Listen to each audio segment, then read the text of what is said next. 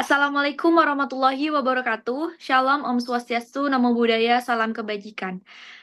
Pertama-tama kami ingin mengucapkan terima kasih banyak atas bimbingannya dari Ibu Dr. Fitriarti SEMM sebagai eh, dosen pengampu dari mata kuliah Manajemen Keuangan Lanjutan dan Vintage Industri. Jadi kami di sini di kelompok 4 akan membahas lebih lanjut mengenai contoh soal dan penyelesaian mengenai materi kami yaitu biaya modal.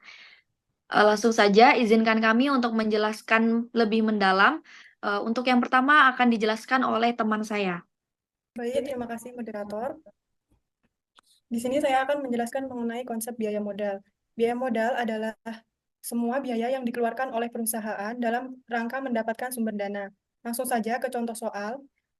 Perusahaan mengambil kredit rekening koran berjangka 1 tahun sebesar 10 juta dengan bunga 20% setahun. Berarti perusahaan harus membayar bunga sebesar 20% dikali 10 juta sama dengan 2 juta. Di samping itu, perusahaan harus juga membayar biaya provisi sebesar 200.000, biaya administrasi dan materai 25.000, dan biaya notaris 50.000. Dengan demikian, seluruh biaya yang dikeluarkan adalah sebesar yang pertama, yaitu kita mencari biaya real terlebih dahulu.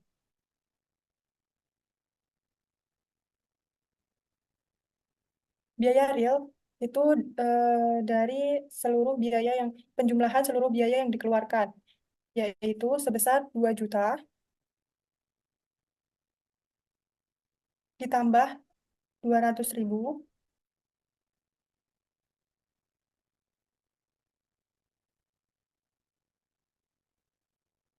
ditambah 25.000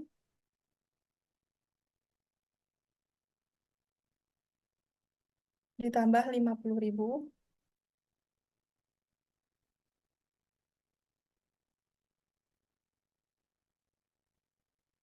sama dengan 2.275.000. Selanjutnya yaitu kita mencari penerimaan kas bersih. Untuk penerimaan kas bersih ini didapat dari dana yang bisa digunakan, yaitu sebesar 10 juta dikurang dengan hasil biaya real, yaitu 2.275.000, yaitu hasilnya sebesar 7.725.000.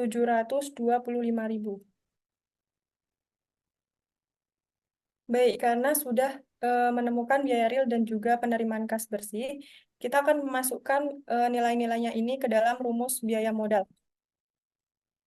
Biaya modal sama dengan biaya real dibagi dengan penerimaan kas bersih. Biaya realnya dikali dengan 100%. Baik, untuk biaya realnya yaitu sebesar 2.275.000 dibagi dengan 7.725.000 dikalikan dengan 100%.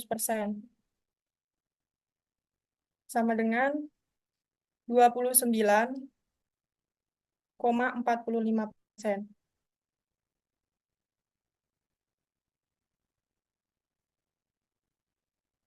Baik, itu tadi perhitungan untuk biaya modal. Untuk selanjutnya akan dijelaskan oleh Cindy Dwi. Baiklah, di sini saya akan melanjutkan contoh soal biaya modal hutang. Contohnya yaitu perusahaan angkasa mengeluarkan obligasi berjangka 4 tahun dengan nilai nominal 100.000 per lembar dengan memberikan bunga 24% setahun. Harga jual obligasi sebesar 92.000 per lembar. Oke, langsung saja. Untuk penyelesaian dari contoh soal di atas, yaitu terlebih dahulu kita cari biaya bunga setahunnya terlebih dahulu. Biaya bunga setahun itu diambil dari bunga 24% per tahun, dikali dengan nilai nominal yaitu 100.000.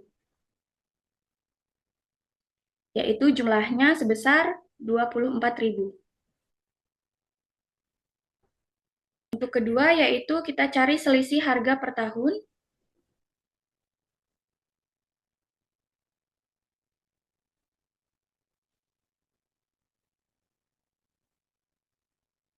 diambil dari nilai nominal 100.000 dikurang dengan harga jual obligasi yaitu 92.000. Baru dibagi dengan 4 yaitu jangka 4 tahun. Hasilnya yaitu 2.000.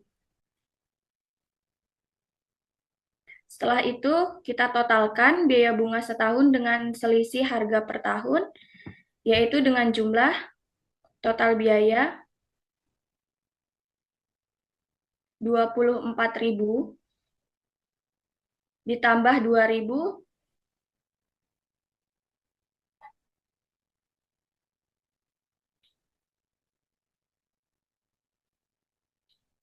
menghasilkan 26.000. Setelah menemukan total biaya, selanjutnya yaitu kita mencari penerimaan bersih.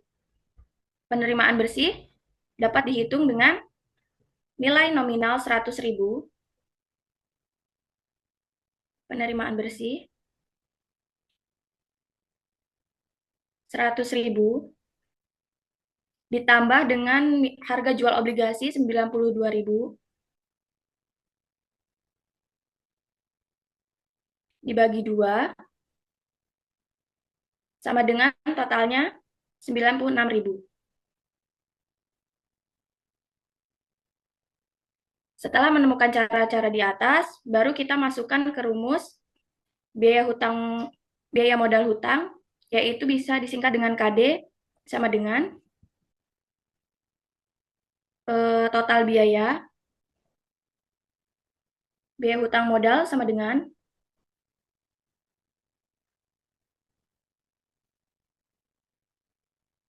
biaya modal hutang sama dengan total biaya dibagi penerimaan bersih dikali 100%.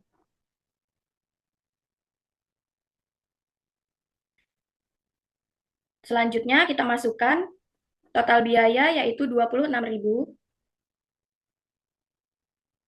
dibagi 96.000 penerimaan bersih dikali 100%. Menunjukkan hasil 27,08%. Itulah hasil dari biaya modal hutang. Selanjutnya saya kembalikan ke moderator. Saya akan menjelaskan tentang biaya saham preferen atau istimewa. Misal nilai nominalnya Rp1.000, tingkat dividen perpetual tahunan sebesar 22,5% dan biaya variabel sebesar 2,174%. Biaya saham preferen kemudian dihitung dan ditunjukkan pada tabel 11.3. Keterangan dengan rupiah, nilai nominal saham istimewa Rp1.000, kemudian biaya pengembangan 2,174% atau 21,74. Kemudian nilai tahunan saham istimewa yaitu 978,26. Kemudian dividen saham istimewa 22,5% dikali Rp1.000 sama dengan 22,50. Kemudian biaya saham sama dengan 22,50 dibagi 978,26 sama dengan 23%. Atau dividen saham istimewa dibagi nilai tunai saham istimewa. Baiklah, materi selanjutnya yaitu biaya modal saham biasa, cost of commerce stock, akan saya lanjutkan. Contoh soalnya yaitu perusahaan angkasa mengeluarkan saham biasa yang laku dijual dengan harga 7.000 per lembar. Dividen rencananya akan dibayar sebesar 1.200 per lembar dengan pertumbuhan 5%. Maka biaya modal saham biasa ini bisa dihitung sebagai berikut. Yang pertama yaitu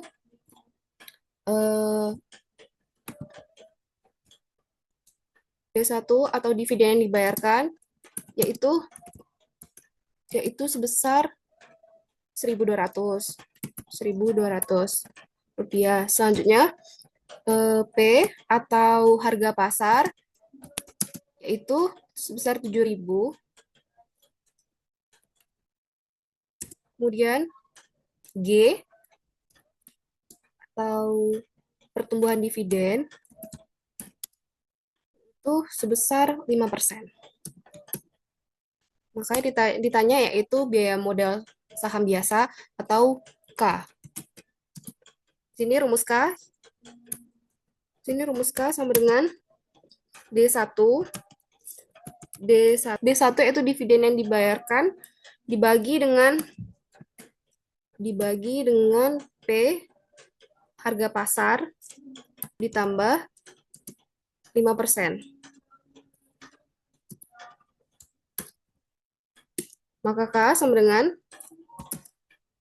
atau saham biasa sama dengan D1 tadi 1.200 dibagi dengan 7.000 ditambah dengan 5%,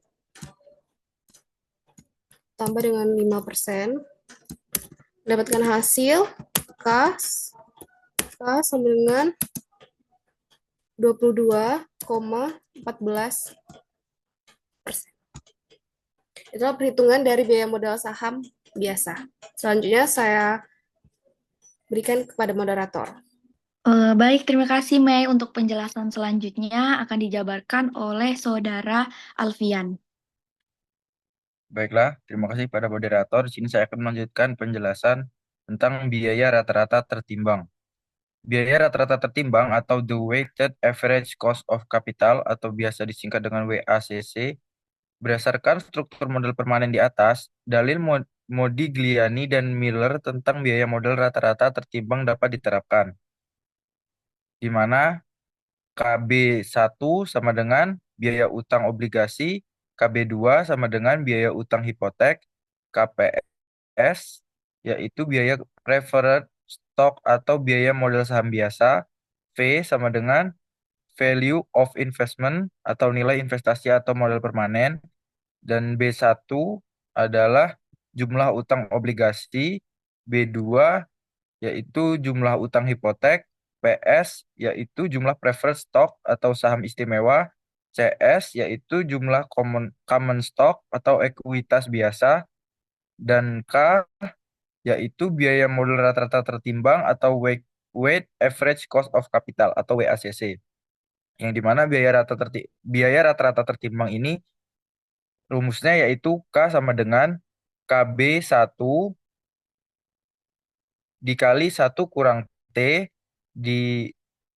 dikali B1 per V, ditambah KB2 dikali 1 kurang T dikali B2 per V, ditambah KPS dikali PS per V, ditambah KCS dikali CS per V, di mana K sama dengan 0,2421 dikali 1 dikurang 0,30 dikali 2000 dibagi 8 per 8000 ditambah 0,022,71 dikali 1,1 dikurang 0,3 dikali 3000 per 8000 ditambah 0,23 dikali 1000 per 8000 ditambah 0,28 dikali 2000 per 8000, yang dimana hasilnya itu K sama dengan 0,0424 ditambah 0,0596 ditambah 0,0287 ditambah 0,07 sama dengan 0,2007 atau 20,07%. Baiklah, sekianlah penjelasan dari saya kembalikan ke moderator. Baik, selanjutnya yaitu berdasarkan pandangan atau paradigma Modigliani dan Miller, makin tinggi jumlah utang jangka panjang dalam suatu struktur modal perusahaan, makin rendah biaya modal rata-rata tertimbang, dan dampaknya akan makin tinggi nilai perusahaan. Jumlah modal sebesar Rp8.000 jika menghasilkan laba operasi bersih sebesar 1.700 per tahun atau X dalam kurung 1 kurang T, maka nilai perusahaannya adalah. Jadi untuk mencari nilai perusahaan ini menggunakan rumus yaitu nilai perusahaan sama dengan laba operasi bersih setelah pajak per biaya modal rata-rata tertimbang. Dengan diketahui laba operasi bersih setelah pajak sebesar Rp1.700 dan biaya modal rata-rata tertimbang sebesar 0,2007. Jadi jika dimasukkan ke rumus yaitu Rp1.700 per 0,2007, maka hasilnya adalah Rp8.470. Jadi nilai perusahaannya sebesar Rp8.470. Dan selanjutnya yaitu seandainya perusahaan tersebut dibiayai seluruhnya dengan modal sendiri, di mana biaya modalnya sebesar 28%, maka nilai perusahaannya akan sebesar. Jadi untuk mencari nilai perusahaan akan menggunakan rumus yaitu nilai perusahaan sama dengan laba operasi bersih setelah pajak per biaya modal rata-rata tertimbang. Dan diketahui biaya laba operasi bersih setelah pajak sebesar Rp1.700 dan biaya modal rata-rata tertimbang di mana biaya modal sendiri yaitu sebesar 28% atau 0,28.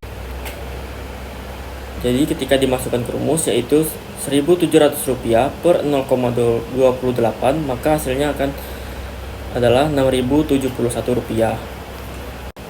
Jadi nilai perusahaan dengan modal sendiri yang sebesar 28%, hasilnya adalah Rp6.071.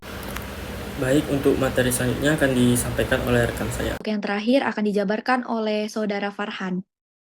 Baik, di sini saya akan melanjutkan materi yaitu biaya laba ditahan atau cost of retained earning atau KR. Biaya laba ditahan. Laba ditahan lahir dari laba bersih yang tidak dibagikan kepada pemegang saham. Tujuannya adalah untuk menambah investasi pada modal kerja atau pada aktiva tetap. Penyajiannya dapat disajikan dalam tabel 11.6, di mana tabel 11.6 menampilkan perhitungan laba ditahan dan biaya, yaitu dengan keterangan laba bersih setelah pajak yaitu 1.000, dividen saham istimewa yaitu 200. Penjelasannya itu laba untuk pemegang saham biasa yaitu 800. Dividen dibagi, misal 60% dikali Rp800, hasilnya 480. Untuk laba ditahannya yaitu 320. Baiklah, sekian materi yang dapat saya sampaikan, saya kembalikan ke moderator.